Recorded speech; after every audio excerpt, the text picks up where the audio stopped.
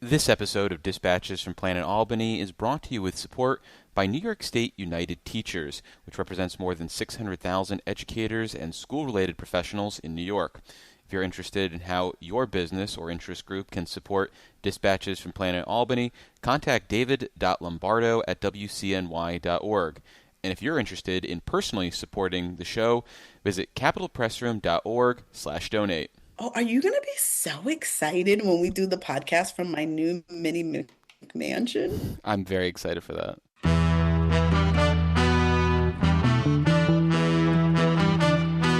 I've also declared war on potholes, so here's the first shot across the bow.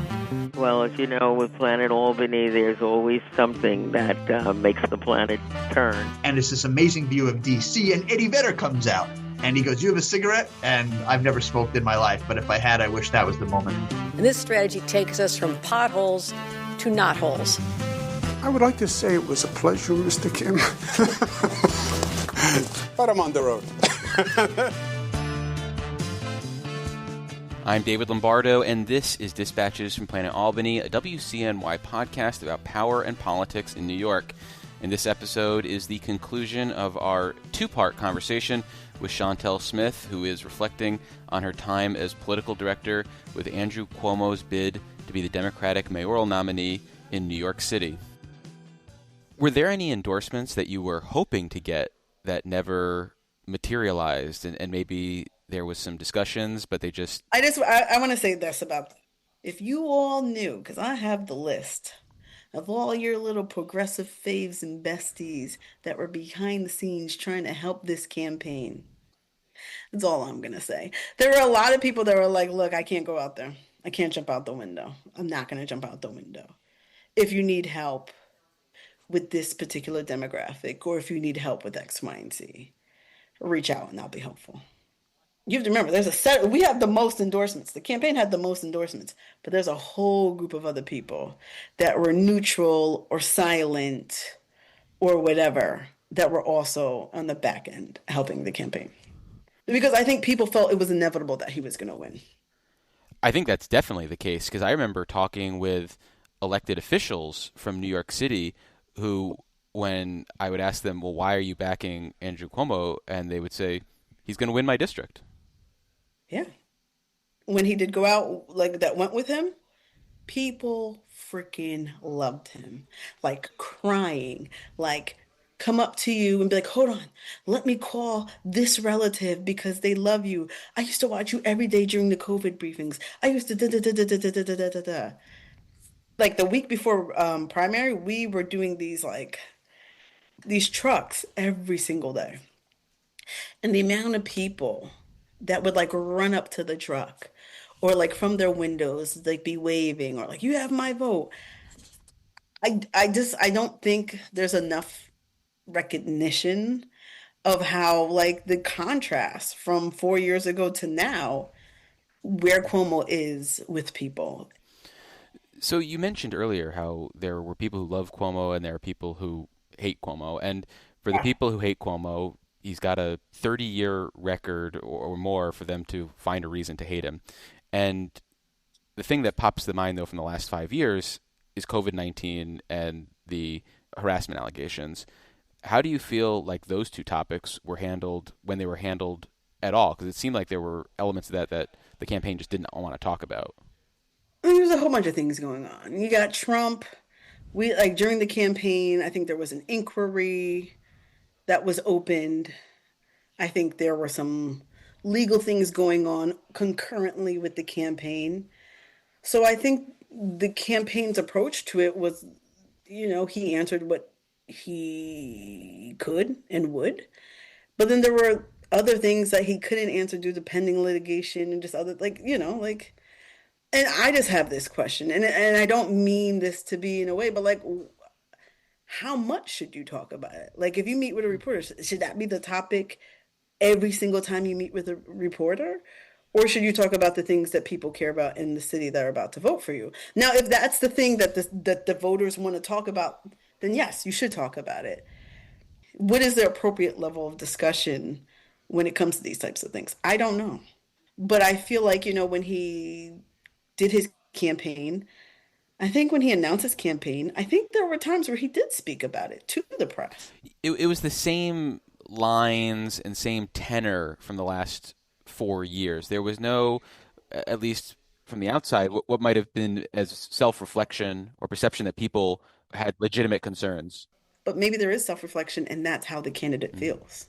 I think that's definitely clear. I think that's pretty clear. Yeah, I think people wanted a different answer, but maybe, if the candidate believes that this was, that's what they felt. And I think the press just always wanted an alternative answer, but I think Cuomo was very clear about how he felt about COVID and, the sexual harassment allegations. Do you think ultimately a crowded field was beneficial for your campaign, or do you think it muddied the waters? Would you have rather had a one-on-one with Zoran Mamdani? I think we did have a one-on-one. I don't think anybody else really mattered except Brad Lander. And I say that with the most respect. Michael Blake, Vice Chair Michael Blake? Jessica. Had Adrienne Adams jumped into the race before February, she would have been an absolutely formidable opponent. And I think she could have ran the campaign she wanted to run. I don't think she ran the campaign she wanted to run. I think she was hindered. Scott, and I love Scott Stringer. I hope he runs. I don't know, Brad Hoylman's seat's open. Maybe he'll run for that. But, I can't imagine him coming to the state Senate now. Could you? why? He wanted to come before. When the lines were redistricted, he wanted to come. But once you've had that taste of not making that commute to Albany anymore, I can't imagine you want to do it again. I think he is a man that loves public service. I think he might be back. Can he wait out Jerry Nadler, run for Congress? I think that's going to be a crowded congressional. I think Brad's going to run. And Brad Lander. I think he did not know his footing in the beginning of the campaign. He was because you remember Brad was super progressive, I'm with the people. And then he's like, no, don't jump the turnstiles. That's bad. We should, I think it took him a while to find his footing. That last 6 weeks, he found his footing. He was more comfortable. He looked comfortable. I mean, talk about somebody that was just I don't give a F. I'm running and I'm just going balls to the wall. I'm doing everything. And he really, the last 6 weeks, it wasn't impressive the way Zoran was impressive. I think he was just I don't want to say thirsty because there's a negative connotation with thirsty. He just ran a very aggressive, he was just doing the circuit and he was just aggressive every day, trying to get points on the board and trying to just be out there as much as he could. Need help keeping track of the legislative session? Wish you had an extra set of eyes at the Capitol? New York State Watch does all of that and much more. Discover New York State premier legislative intelligence service by visiting nystatewatch.net or contacting Shane King at statewatch.com to learn more. I think Zellner ran a good campaign. Did he? He never gained any traction at all. Because he's too smart. How do I say this? Out of everybody, he had some of the most impressive policies for mayor.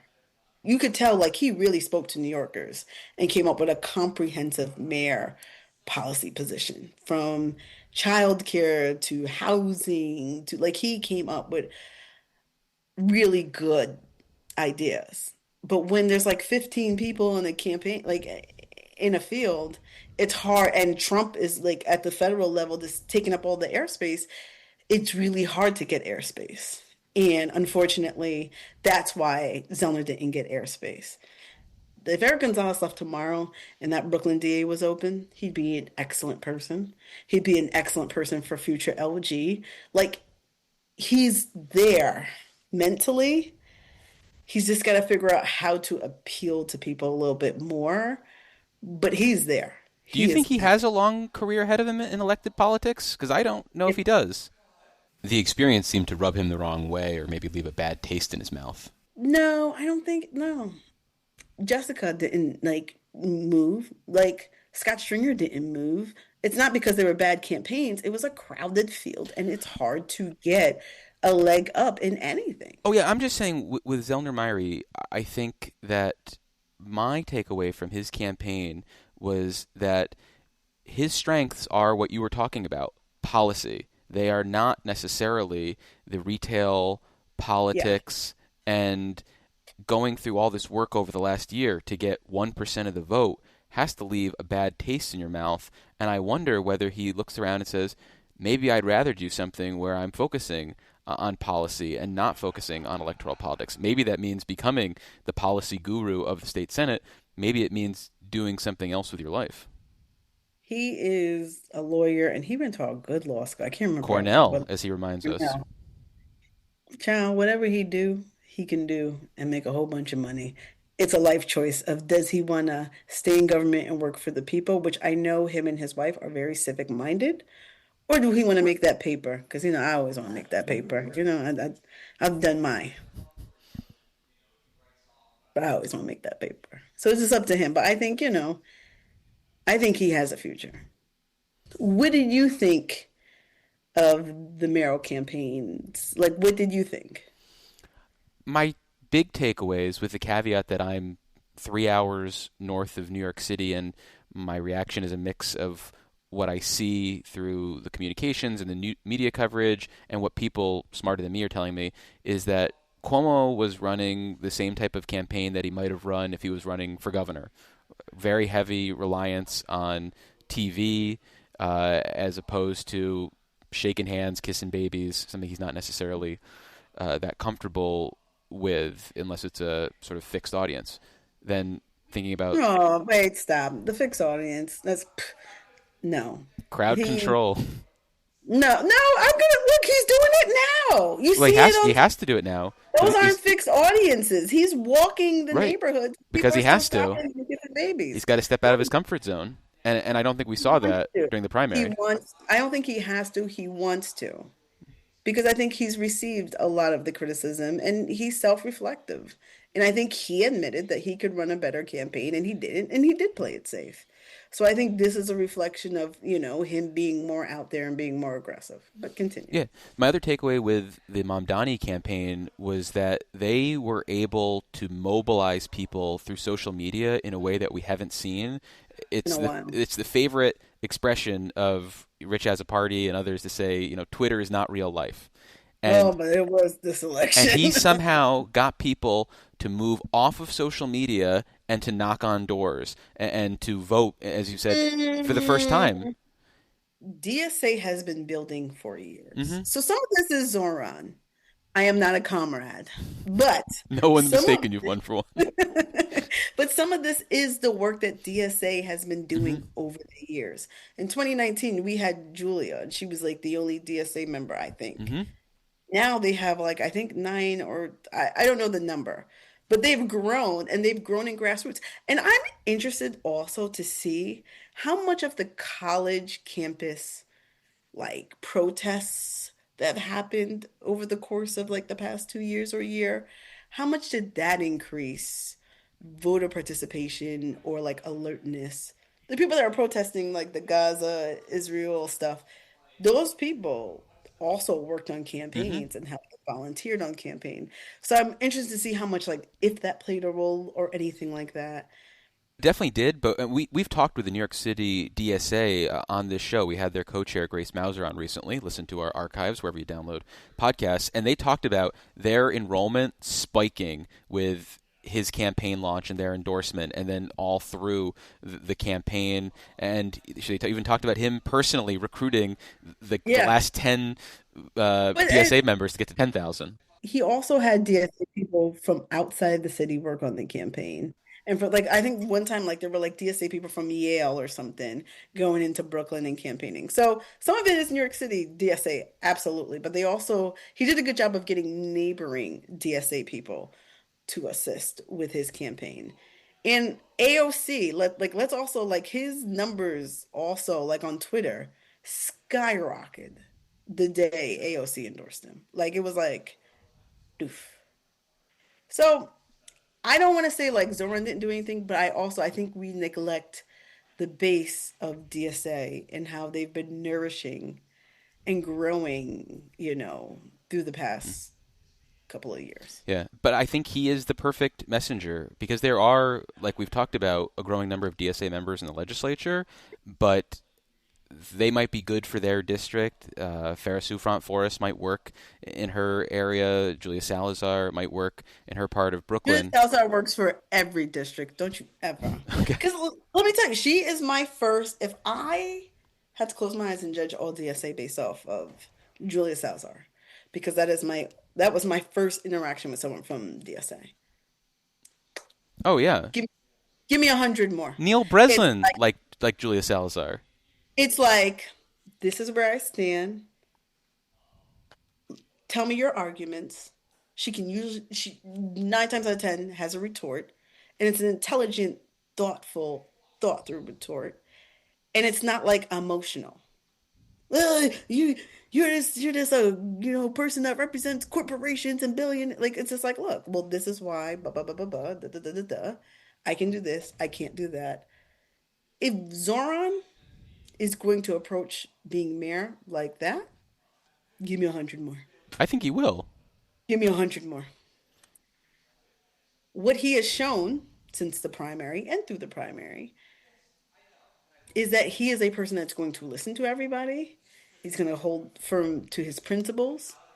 I may disagree with some of those principles, but he's going to hold firm to them, and there's going to be an intellectual back and forth. The one thing I will say is that, yes, he may win.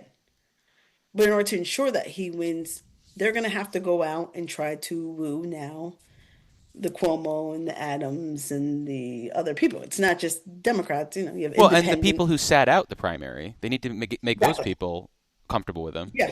Is he going to try to appeal to older Black, Hispanic, white people? Is he going to try to court the Orthodox Jews or the Hasidic Jews? Is he going to try to court those people?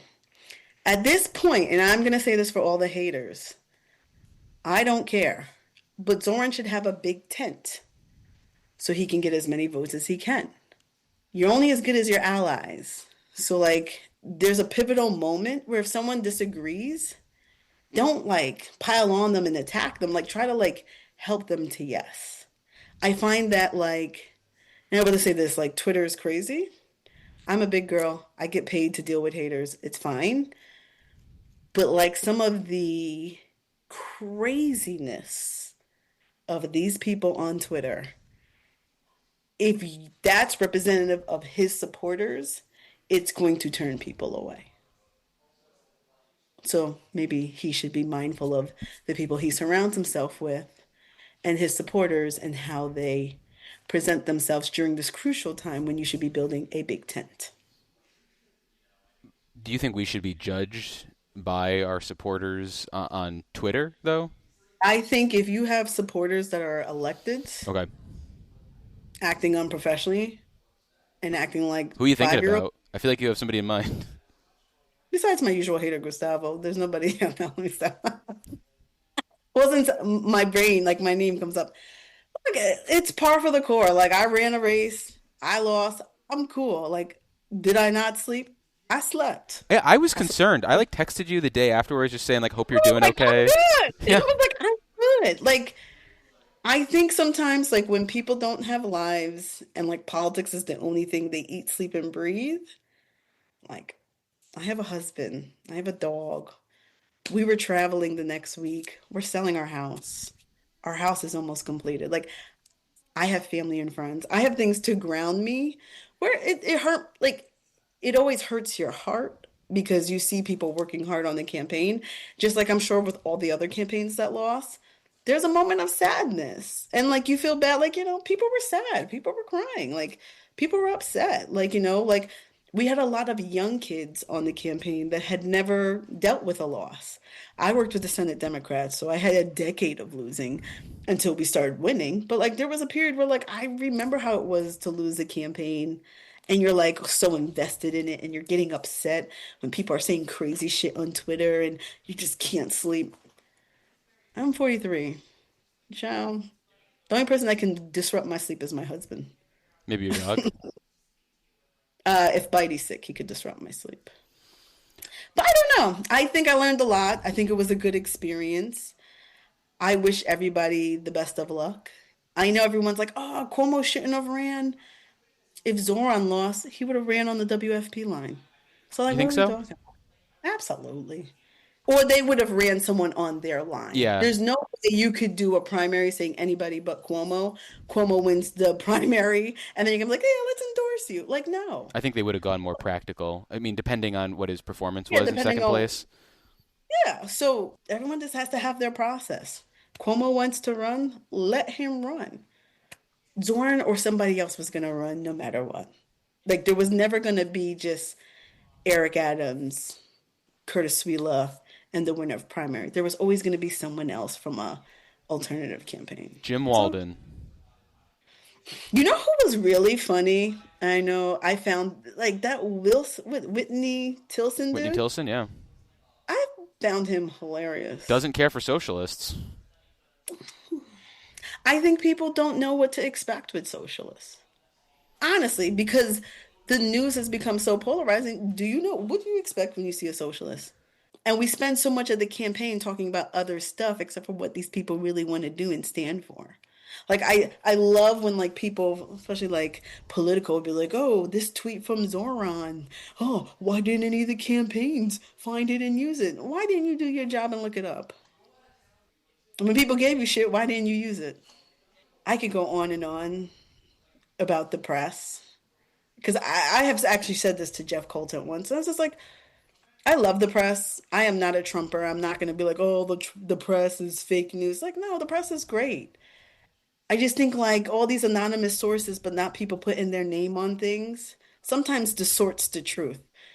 As someone who lived that Zellner like interaction, notice it was all off the record.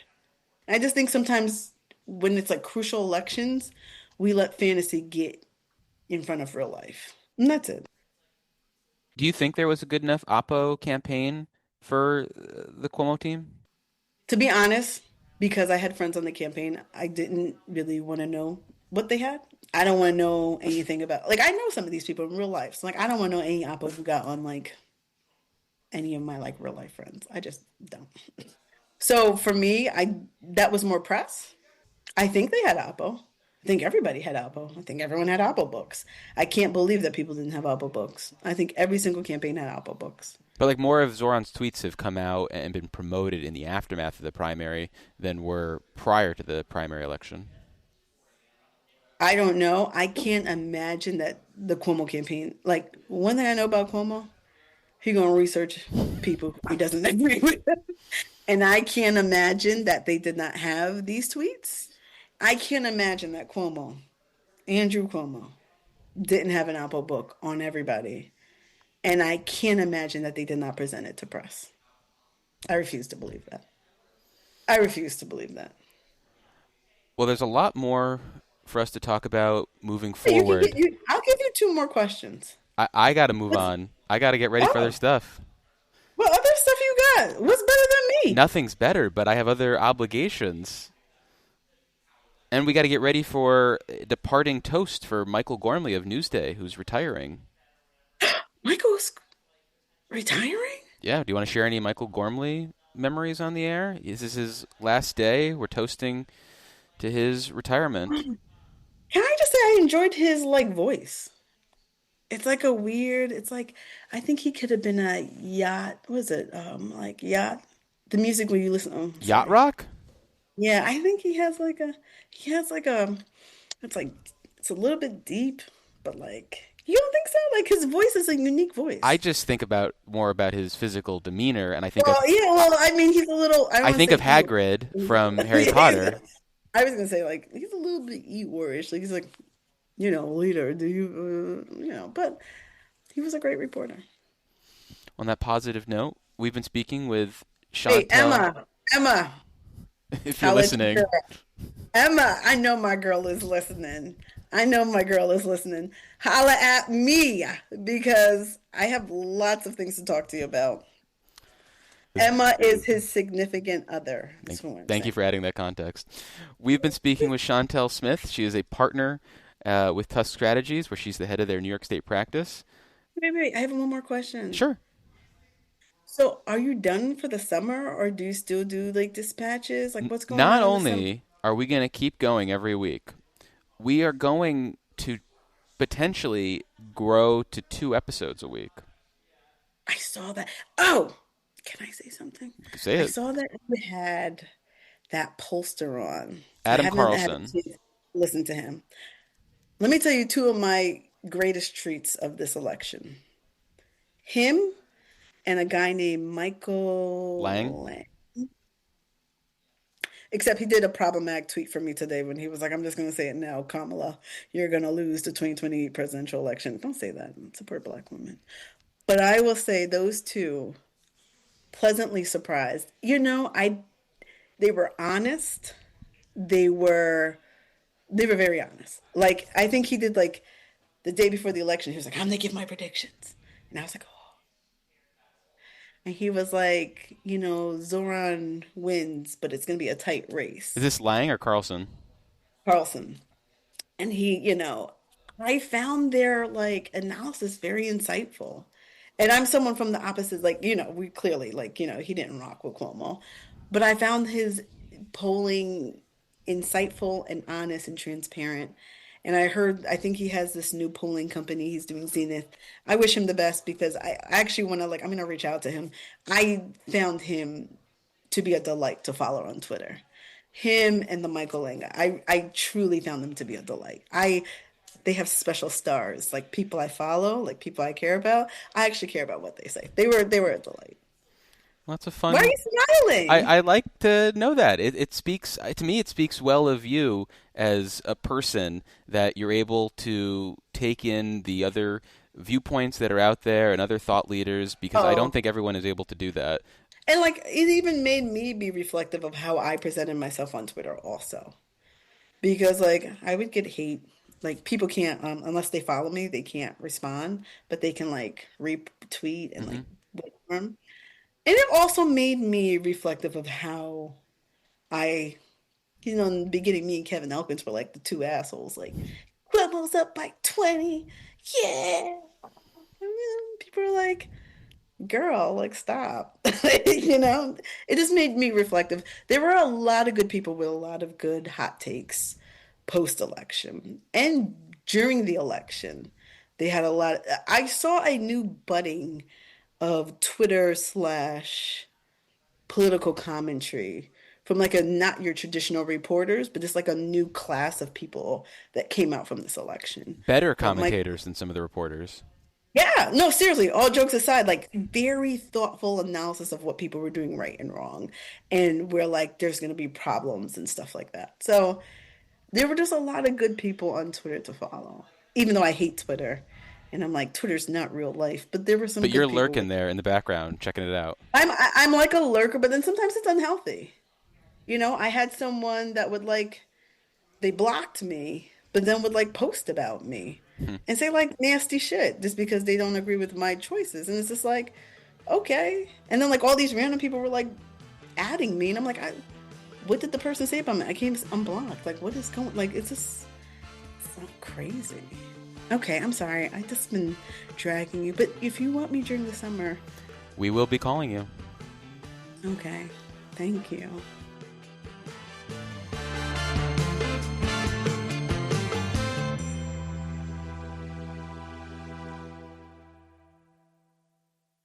We're having an intimate gathering on November 1st, Emma and I, because we're going to be getting married. You're engaged? Yeah, I mean, we didn't do a big thing like anything. It was just... Are you fucking kidding me? And you won't tell me?